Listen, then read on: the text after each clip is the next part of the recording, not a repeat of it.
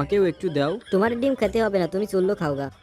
ধুর, নিজে একা একা খাচ্ছে। যাই হোক, আমি বসে বসে গেম খেলি মোবাইলে। রাজু, চুল্লু খাইলে চলে আয়। চম্পা, আমি একটু বাইরে থেকে আসছি। এখন অসময়তে বাইরে কোথায় যাবা তুমি? যেখানে যাই তোমাকে বলতে হবে। তুমি 3টা শর্ত দাও আর আমাকে বাইরে যেতে দাও। যেরকম তোমার ইচ্ছা। আমার 1 নম্বর শর্ত, এই আগরবাতি যতক্ষণ জ্বলবে ততক্ষণ তোমাকে এইভাবে থাকতে হবে। আমিও দেখি তুমি কতক্ষণ থাকতে পারো। একটু ভুল হলেই পড়ে যাবে, খুব সাবধানে কাজ করতে হবে। আমি জানি তুমি কোথায় যাচ্ছিলে। তুমি মদনার সাথে চুল্লু খেতে যাচ্ছিলে। বাসা থেকে টাকা নিয়েছো তাই না? কোথায় রেখেছো টাকা? বাসা থেকে চুরি করে টাকা নাও আর চুল্লু খেতে যাও।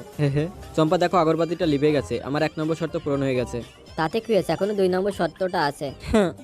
আমার পরের শর্ত, তোমাকে ছায়ামূর্তি দিয়ে খেলা তুমি যদি এই ছবিটাকে সুন্দর মনে করে থাকো তাহলে ভিডিওতে লাইক করে চ্যানেলটিকে সাবস্ক্রাইব করে দাও। আর তুমি তোমার মাকে বেশি ভালোবাসো নাকি বাবাকে? কমেন্টে অবশ্যই জানিও।